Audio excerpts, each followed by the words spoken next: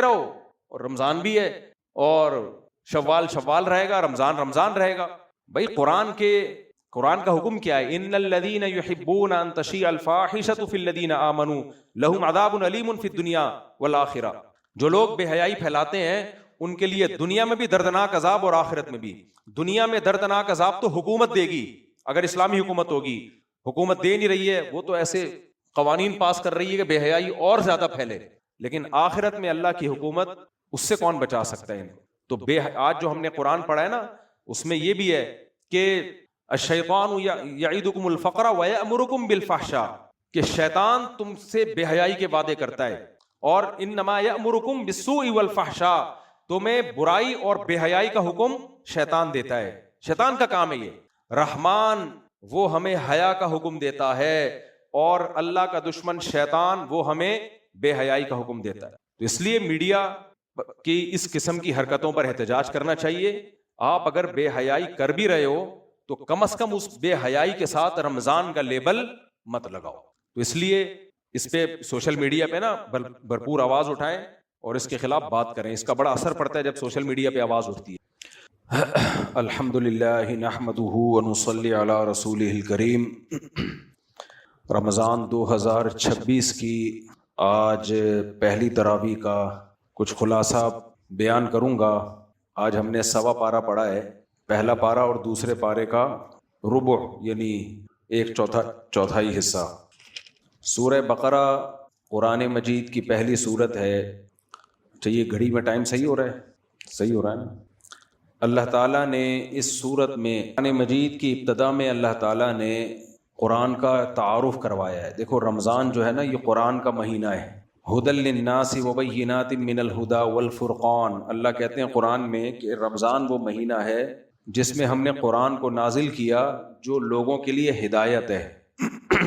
ہر انسان کو ضرورت ہے سیدھے راستے کی، اس کے بغیر انسان نہیں بن سکتا. تو قرآن کو اللہ نے کتاب ہدایت، سیدھا راستہ. غیر مسلم کبھی بھی سیدھے راستے پہ نہیں ہو سکتے، ان کے پاس سیدھا راستہ ہے ہی نہیں. انسان کو خود نہیں پتہ چلتا سیدھا راستہ کیا ہے، غلط راستہ کیا ہے.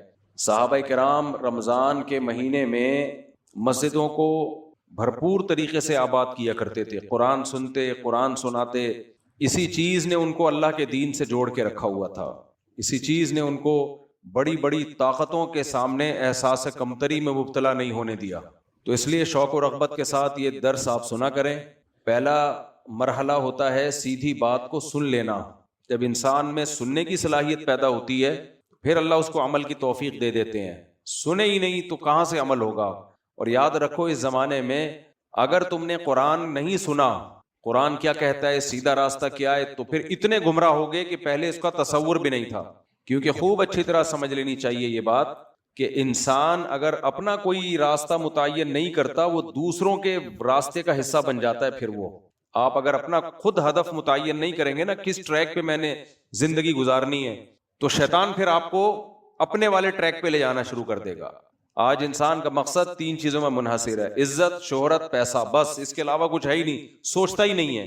اسی کو کامیابی سمجھا جاتا ہے. قرآن یہ باتیں کرتا ہی نہیں ہے. قرآن کسی اور دنیا میں ہمیں لے کے جاتا ہے. تو عزت، شہرت، دولت یہ سب کسی حد تک ہماری ضرورتیں ہیں، اس سے زیادہ ان کی کوئی حیثیت نہیں ہے. اس کو اتنا ہی رکھنا چاہیے. تو اللہ تعالیٰ فرماتے ہیں ذالک الکتاب لا ریب فیہ ھدی للمتقین. یہ وہ کتاب ہے جس میں کوئی شک نہیں ہے، یعنی اللہ کی طرف سے نازل کردہ کتاب ہے. اس کے اللہ کی طرف سے نازل کردہ ہونے میں کوئی شک نہیں. ہم کتنے خوش قسمت ہیں، خدا کی قسم جتنا شکر ادا کیا جائے کم ہے. بتاؤ کسی کے پاس کوئی ایسی کتاب آ جائے جو خدا نے خود پیش کی ہو، جس نے اس کائنات کو بنایا، اور اس نے اس کے برحق ہونے کے دلائل بھی قائم کر دی ہوں تاکہ ہمیں اطمینان ہو کہ یہ اسی کا کلام ہے. تو آپ سوچو اس سے بڑی خوش قسمتی کی کیا بات ہو سکتی ہے کہ صاف ستھرا جو کچھ اس میں لکھا ہوا ہے اس پر انسان عمل کرے. اس میں 2 رائے ہو نہیں سکتی ہیں. تو اللہ تعالیٰ فرماتے ہیں ذالک الکتاب لا ریب فیہ ھدی للمتقین. یہ کتاب ہے جس کے 2 تعارف. نمبر 1 اس کے اللہ کی طرف سے ہونے میں کوئی شک نہیں ہے. ھدی للمتقین، اور یہ ہدایت ہے. اس کا ٹاپک کیا ہے، اس کا موضوع کیا ہے؟ اس میں آپ کو آن لائن کمانے کے طریقے نہیں بتائے جائیں گے، اس میں آپ کو عزت اور شہرت کمانے کے طریقے نہیں بتائے جائیں گے، اس میں آپ کو صحت بنانے کے طریقے نہیں بتائے جائیں گے۔ آپ جب یوٹیوب پہ جاتے ہو یا شارٹ کلپس دیکھتے ہو یا ٹک ٹاک دیکھتے ہو تو بیوٹی ٹپس بتائی جا رہی ہوتی ہیں، کھانے پکانے کے طریقے بتائے جا رہے ہوتے ہیں، اس میں آپ کو گائیڈ کیا جا رہا ہوتا ہے۔ یہ مائک صحیح نہیں ہے بھائی، آج گڑبڑ ہے، آواز صحیح نہیں آ رہی نا، گونج رہی ہے۔ تو آپ جب بھی جاتے ہو نا، آپ کو مختلف قسم کی گائیڈنس مل رہی ہوتی ہیں۔ کوئی ڈاکٹر بتا رہا ہوتا ہے کینسر سے بچنے کا طریقہ، کینسر کا علاج، موٹاپا کم کرنے کا طریقہ۔ باڈی بلڈر کو آپ دیکھیں گے وہ آپ کو بتائے گا جم میں مسل بنانے کا طریقہ۔ تو کھانے پکانے کے طریقے، خواتین کے زیادہ تر چینل بیوٹی ٹپس، یہ سب چیزیں بتائی جا رہی ہوتی ہیں، لیکن قرآن کا ان میں سے کوئی بھی ٹاپک قرآن کا ٹاپک نہیں ہے۔ کچھ موٹیویشنل اسپیکر ہوتے ہیں، پیسہ کمانے کے طریقے بتائے جا رہے ہوتے ہیں، تو قرآن ان میں سے کسی ٹاپک کو بھی نہیں چھیڑتا۔ وجہ اس کی یہ ہے، قرآن کہتا ہے کہ میں انسان کو وہ چیز بتاؤں گا جس کے لیے انسان کو پیدا کیا گیا ہے۔ تو یہ بہت ہی عظیم ٹاپک ہے قرآن مجید کا۔ آواز صحیح کرو یار اس کی، میرا گلا بہت ابھی سے بیٹھ گیا رمضان سے پہلے۔ تو اللہ فرماتے ہیں ہدن، یہ گائیڈنس ہے، ہدایت ہے، یہ بتائے گا سیدھا راستہ کیا ہے اور غلط ٹریک کون سا ہے۔ یہ بھی بتائے گا کہ سیدھے راستے پہ چل کے کچھ ملے گا بھی کہ نہیں ملے گا، اور یہ بھی بتائے گا غلط ٹریک پہ چلنے والوں کا انجام کیا ہوگا۔ یہ سب چیزیں کس کے ذمے ہیں؟ قرآن کے ذمے۔ اس سے بڑا کوئی اہم ٹاپک ہو سکتا ہے؟ للمتقین، ان لوگوں کے لیے جو اللہ سے ڈرنا چاہتے ہیں یا سیدھا راستے پہ چلنا چاہتے ہیں۔ متقین کا مطلب یہاں جو تقوی چاہتے ہیں۔ کیا مطلب؟ اس سے ہدایت ان کو ملے گی جو ہدایت کی نیت سے اس کو سنتے اور پڑھتے ہیں۔ دیکھو، جب ہم دنیا میں کوئی دوا کھاتے ہیں نا، کوئی علاج کی، آپ پیناڈول کھائیں، سر درد کی نیت، آپ یہ نیت کریں کہ اس سے میرا سر ٹھیک ہوگا، یا نیت نہ کریں، آپ کی نیت کا اس دوا پہ کوئی اثر ہوگا؟ بولو، نہیں ہوگا۔ اس نے جو کام کرنا ہے وہ کرے گی۔ لیکن قرآن کہتا ہے کہ اس سے ہر ایک کو ہدایت نہیں ملے گی، اس سے ہدایت اس کو ملے گی جو اس کو پڑھتے اور سنتے ہیں اس نیت سے کہ ہمیں سیدھا راستہ مل جائے۔ ضدی اور ہٹ دھرم نہیں ہے وہ۔ یہ جو ایتھیس اور ملحد لوگ ہیں نا، یہ ضدی اور ہٹ دھرم ہو کے قرآن سنتے اور پڑھتے ہیں۔ میں نے ایک ایتھیس کے پاس ایک ویڈیو بھیج دی، بہت زیادہ خدا کے وجود کا انکار کرتا ہے۔ میں نے ایک ویڈیو بھیجی کہ مرغی کیسے اپنے بچوں کے لیے جنگ لڑ رہی ہے نا بڑے جانور سے، چھوٹی سی مرغی ہے۔ تو میں نے کہا کس نے اس کے دل میں اپنے بچوں کی یہ محبت ڈال دی؟ کیا یہ بھی ایوالو ہونے کا نتیجہ ہے؟ کوئی جواب نہیں آیا۔ تو یہ ضد اور ہٹ دھرمی ہے۔ تو اس لیے اللہ نے فرمایا کہ ضد اور ہٹ دھرمی کو کنارے پر رکھ دو، تو اس کتاب سے تمہیں سیدھا راستہ ملے گا۔ اچھا، ہدایت کسے کہتے ہیں؟ ہدایت سیدھا راستہ نظر بھی آئے گا، اور اگر تم چاہو گے اس سیدھے راستے پہ چلنا تو اس کتاب کو پڑھ کے تمہیں سیدھے راستے پہ چلنے کی توفیق بھی ملے گی۔ اس میں اتنی موٹیویشن ہے جو تمہیں سیدھے راستے پر چلا دے گی۔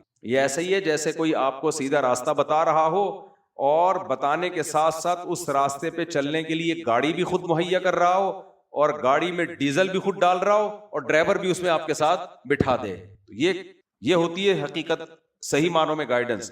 تو اللہ کہتے ہیں کہ اس سے ہدایت ملے گی ان لوگوں کو جو ہدایت حاصل کرنا چاہتے ہیں۔ پھر اللہ نے ان کی کچھ علامتیں بیان کی ہیں کہ جن کو ہدایت ملتی ہے ان کے اعمال کیا ہو جاتے ہیں۔ اس کتاب سے جن کو ہدایت ملے گی نا، ان میں کچھ علامتیں ظاہر ہونا شروع ہو جائیں گی۔ وہ کون سی علامتیں؟ الذین یقیمون الصلاۃ، سب سے پہلی علامت یہ ہدایت ملنے کے بعد نماز ان سے کبھی ضائع نہیں ہوگی، کیونکہ ان کو پتا ہے کہ حی علی الصلاۃ، جب خدا ہمیں بلا رہا ہے آؤ نماز کے لیے، ایس ایچ او بلائے، کوئی انکار کر سکتا ہے؟ بولو، ڈی ایس پی صاحب نے بلایا کہ آ جاؤ تھانے، کوئی انکار کر سکتا ہے؟ تو ان کو پتا ہے کہ یہ جو مؤذن کی صدا ہے نا حی علی الصلاۃ، یہ مؤذن کی نہیں ہے، یہ کس کی ہے؟ اللہ کی ہے۔ تو یہ کسی قیمت پہ نماز نہیں چھوڑتے۔ یہ آج کتنے مسلمان ہیں، مرد ہوں یا عورتیں ہوں، نماز قائم کرتے ہیں۔ اللہ کی دعوت سب سے ہلکی ہے، سب سے ہلکی ہماری نظر میں۔ انہی آیتوں میں آگے اللہ نے کیا فرمایا؟ وَاسْتَعِينُوا بِالصَّبْرِ وَالصَّلَاةِ وَإِنَّهَا لَكَبِيرَةٌ إِلَّا عَلَى الْخَاشِعِينَ۔ فرمایا نماز اور صبر سے اللہ کی مدد طلب کرو، لیکن یہ نماز بہت مشکل ہے مگر ان لوگوں پر جن کے دلوں میں اللہ کا خوف ہے۔ جو اللہ پہ یقین رکھتے ہیں نا، ان کے لیے مشکل نہیں ہے۔ یہ جو آج نماز بہت مشکل ہے نا، جو ملحد لوگ ہیں، جو مذہب بیزار لوگ ہیں نا، ان کو نماز پڑھانا ایسے ہے جیسے آگ کے انگارے پہ کھڑا کر دینا کسی کو۔ ہم دیکھتے تھے بچپن میں مسجد کے قریب گھر ہے، کبھی مسجد آنے کی توفیق نہیں ملتی، آئے ہیں مسجد میں کسی کام سے تو ایسے بھاگنے کی فکر میں ہے جیسے پتہ نہیں کیا ہو گیا. تو میں اس وقت اللہ کا شکر ادا کرتا تھا، الحمدللہ الذی عافانا مما ابتلاہ بی، اے اللہ تیرا شکر ہے تو نے ہمیں اس عذاب سے بچایا ہوا ہے جس میں اس کو مبتلا کیا ہے. تو آج دیکھ لو ہر چیز کو ٹائم دینے کا ہمارے پاس ٹائم ہے، لیکن نماز کے لیے نہیں ہے. تو اللہ قرآن میں کیا فرماتے ہیں، وَإِنَّهَا لَكَبِيرَةٌ إِلَّا عَلَى الْخَاشِعِينَ، یہ نماز واقعی بڑی مشکل ہے کیونکہ اس میں کچھ مل نہیں رہا، نظر نہیں آ رہا. نماز پڑھ کے نہ پیسے ملتے ہیں، نہ کوئی آپ کے کوئی ترقی ہو جاتی ہے، نہ کوئی صحت پہ فوری طور پہ کوئی اثر پڑتا ہے، کچھ بھی نہیں ہے. اس لیے دنیا میں جو لبرل لوگ ہیں نا، جو مذہب بیزار لوگ ہیں، ان کے لیے معاذ اللہ سب سے فضول کام نماز ہے. وہ کہتے ہیں ٹائم ویسٹنگ ہے. یہ ہم نے دیکھا بعض دفعہ جماعت ہو رہی ہوتی ہے، پیچھے بیٹھے ہوئے ہوتے ہیں دفتروں میں، کہیں اسٹیشن پہ یا کہیں ایئرپورٹ پہ جماعت ہو رہی ہے، وہ کہتے چھوڑو یار یہ مولویوں کا کام ہے، کرنے دو ان کو. تو اس لیے اللہ نے کہا کہ جن کو اس کتاب سے ہدایت ملے گی نا، ان کے دل میں سب سے پہلے کس چیز کی قدر بیٹھے گی؟ نماز کی. الذین یظنون انہم ملاقو ربہم، انہی آیتوں میں سورہ بقرہ میں آیا کہ یہ وہ لوگ ہیں جن کو پتا ہے کہ ہم نے اپنے رب سے ملنا ہے. وانہم الیہ راجعون، اور لوٹ کر ہم نے کہاں جانا ہے؟ اللہ کے پاس. تو جس کو یقین ہے کہ میں نے اللہ کو منہ دکھانا ہے، اس کی نظر میں نماز کی بڑی ویلیو ہوگی. اور جس کو یقین ہی نہیں ہے کہ اللہ کو میں نے منہ دکھانا ہے، اس کی نظر میں سب سے بورنگ کام کون سا ہوگا؟ نماز. وہ دکان کو ٹائم دے دے گا، نماز کے لیے ٹائم نہیں نکالے گا وہ. تو اس لیے اللہ نے سب سے پہلی علامت بیان کی ہے جن کو ہدایت ملے گی. وہ کون لوگ ہیں؟ الذین یؤمنون بالغیب ویقیمون الصلاۃ، جو اللہ کے بتانے سے غیب پر ایمان لے کر آتے ہیں. اور اس غیب پر ایمان کا سب سے پہلا اثر کیا ہوتا ہے؟ نماز کو قائم کرتے ہیں. سب سے پہلا اثر یہ ہوتا ہے. غیب کا تذکرہ اللہ نے کیوں کیا؟ دیکھو غیب کی دو قسمیں ہوتی ہیں. غیب کہتے ہیں جو ہمارے حواس خمسہ سے ٹریس نہ ہو سکے، جو ہمارے حواس خمسہ سے ٹریس نہ ہو سکے، نظر نہ آئے ہمیں. تو غیب پر اگر کوئی دلیل قائم ہو تو ایمان لایا جاتا ہے، دلیل قائم نہ ہو تو اس پر ایمان لانا توہم پرستی ہے. تو اللہ اگر کہہ دے کہ ایسا ہے تو اس کو مان لینا ضروری ہے. اللہ نے کہہ دیا موت کے بعد زندگی ہے اور اس پہ دلائل قائم کر دیے. اب بھی اگر کوئی ضدی ہٹ دھرم کہتا ہے کہ نہیں یہ ممکن نہیں ہے، تو وہ کس سے مقابلہ کر رہا ہے؟ اللہ سے. اللہ نے کہہ دیا کہ آخرت میں اعمال کا حساب ہوگا، نیک لوگوں کو جنت ملے گی اور برے لوگوں کو آگ میں ڈالوں گا میں. تو عقل مند اللہ کی بات پر یقین کر لیتے ہیں. یہ جو جنت اور جہنم ہے نا، یہ صرف قرآن میں نہیں ہے، تورات میں بھی، انجیل میں بھی، جتنی آسمانی کتابیں ہیں، آخرت کا نقشہ سب میں سیم ہے. حالانکہ اتنی تحریفات ہوئی ہیں ان میں، لیکن جنت اور جہنم کو وہ اپنی کتابوں سے نہیں نکال سکے. تو اس لیے جنت بھی ایک حقیقت اور جہنم بھی ایک حقیقت. تو اللہ فرماتے ہیں غیب پر ایمان لاتے ہیں یعنی ہمارے کہنے سے، اور اس کا سب سے پہلا اثر ہوتا ہے نماز قائم کرتے ہیں. وَمِمَّا رَزَقْنَاهُمْ يُنْفِقُونَ، دوسرا اثر ان کی زندگیوں میں یہ آتا ہے کہ جو رزق ہم نے ان کو دیا ہے اس رزق میں سے اللہ کی خاطر خرچ کرتے رہتے ہیں. دو قسم کی عبادتیں غیب پر ایمان لانے والے کرتے ہیں. ایک بدنی عبادت جس کو کیا کہا جاتا ہے؟ بولو، نماز. دوسری مالی عبادت.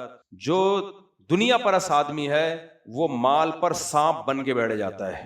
آپ دیکھ لیں جو مادہ پرست لوگ ہیں نا، ایک ایک پائی کے لیے، ایک ایک پائی.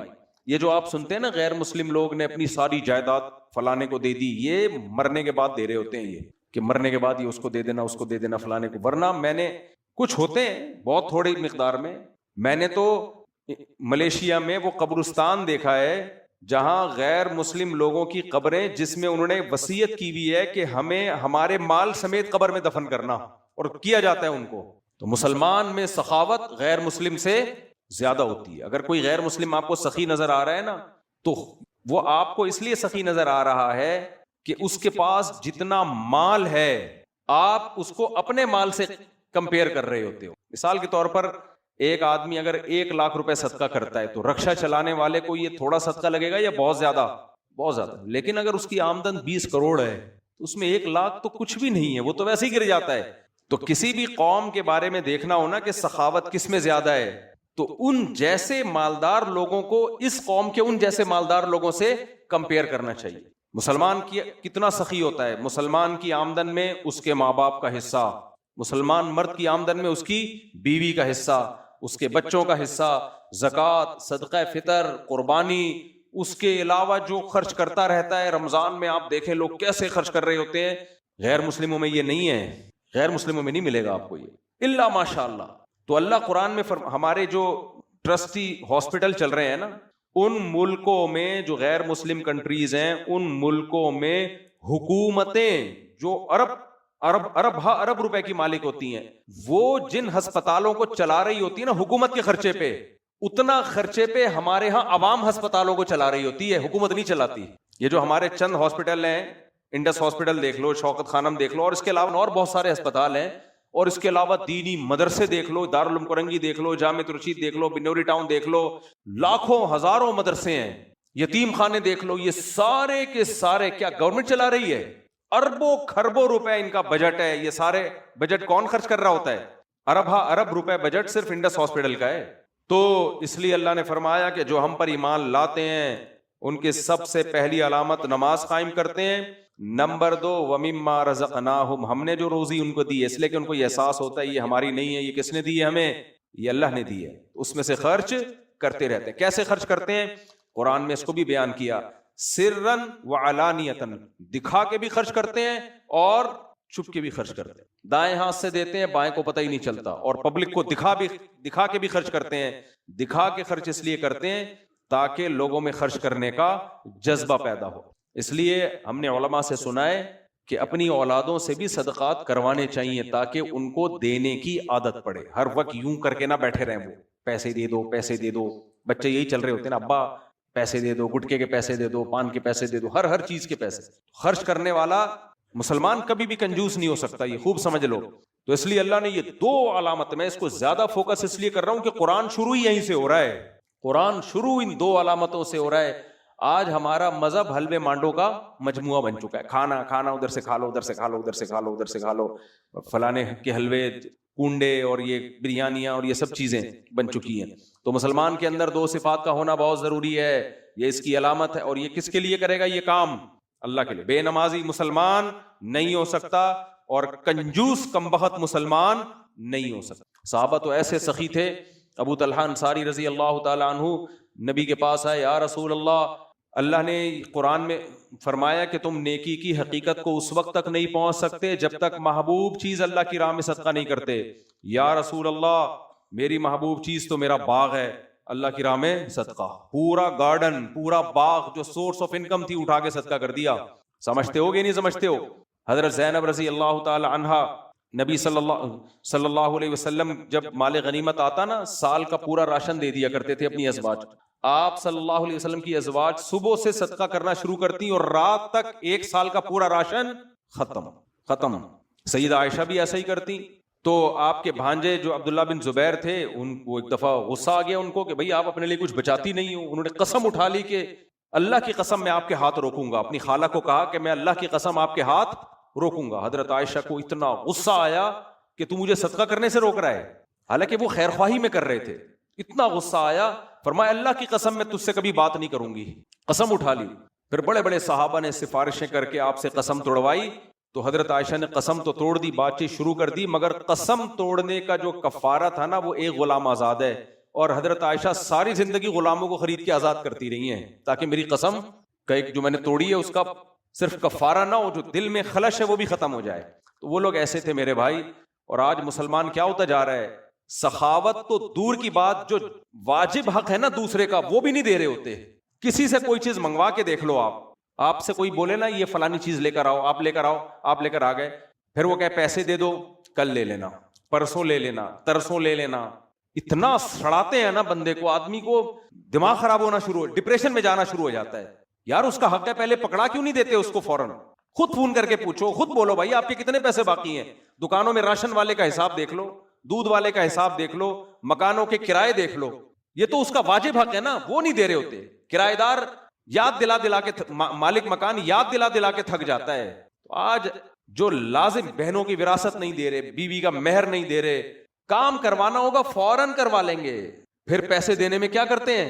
ترسانا شروع کر دیتے ہیں. تو اللہ تو حکم دے رہے ہیں کہ ینفقون، دوسرے کا پیسہ تو دینا ہی ہے، اپنا بھی دوسروں پہ خرچ کرنا ہے. اس لیے میرے بھائی قرآن جو ابتدا کر رہا ہے نا دو صفات سے. عورت کے لیے بھی حکم ہے وہ سخاوت کرے, مال جمع. آج خواتین سونا جمع کر کے رکھتی ہیں, ہم سے پوچھتی ہیں زکوٰۃ کیسے دوں میں, سونا بیچنا پڑے گا. یار خوشی خوشی بیچو سونا بھائی, خوشی خوشی بیچو, جان نکل رہی ہے اس سونے میں, اٹکی ہوئی ہے جان. اس لیے دنیا کو جب تک مسافر خانہ نہیں سمجھو گے نا بات کھوپڑی میں آئے گی نہیں. دنیا الذین یظنون انہم ملاقو ربہم, اللہ کہتے ہیں جن کو یقین ہے نا اللہ سے ملنا ہے وہ دنیا سے دل نہیں لگاتے, دنیا کو مسافر خانہ سمجھتے ہیں. تو زکوٰۃ دینی پڑے گی بھائی, اپنی جیب خرچی سے نکالو, پورے سال جمع کرتے رہو. خواتین نے نا اپنے شوہروں کے ذمہ لگایا ہوا ہمارے سونے کی زکوٰۃ آپ دیں, وہ بیچارہ دے دیتا ہے, ہو جاتی ہے زکوٰۃ. لیکن آپ بولو نہیں میری زکوٰۃ کون دے گی, میں خود دوں گی. کون دے گا میری زکوٰۃ, میں خود دوں گی, میں قربانی دوں گی اللہ کی راہ میں خرچ کرنے کی. تو یہ عورت کو بھی سخی ہونا چاہیے اور مرد کو بھی سخی ہونا چاہیے. تو یہ دو صفات اللہ نے بیان کی ہیں. آگے اللہ فرماتے ہیں اولئک علی ھدی من ربہم, یہ لوگ ہیں جن کے اندر یہ دو بنیادی صفات ہوں گی, اپنے رب کی طرف سے ہدایت پر ہیں. واولئک ھم المفلحون, یہی لوگ کامیاب ہیں.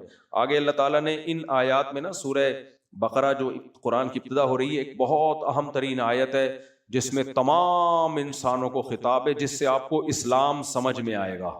واٹ از اسلام؟ یا ایھا الناس, اے لوگو, اعبدوا ربکم, اپنے رب کی عبادت کرو. یہ بھی دنیا میں جو مذہب بیزار لوگ ہیں ان کے لیے سب سے بورنگ کام رب کی عبادت. کہتے ہیں تعلیم کو فوکس کرو, ٹیکنالوجی کو فوکس کرو, یہ کرو وہ کرو. عبادت نجی مسئلہ ہے, ہر مذہب میں کچھ لوگ عبادت کرتے ہیں کچھ عبادت نہیں کرتے, تو چلو ٹھیک ہے کر لو, ٹھیک ہے نہیں کرو تمہاری مرضی ہے. اللہ کہتے ہیں نہیں, یا ایھا الناس, اے ساری دنیا کے سارے انسانوں, چاہے ہندو ہو, سکھ ہو, مسیحی ہو, یہودی ہو, ملحد ہو, ساری دنیا کے سارے انسانوں, اعبدوا ربکم, غلامی تم نے کس کی اختیار کرنی ہے. اللہ نے اللہ کا لفظ استعمال نہیں کیا کیونکہ اللہ کو اللہ کہنے میں انسانوں کا اختلاف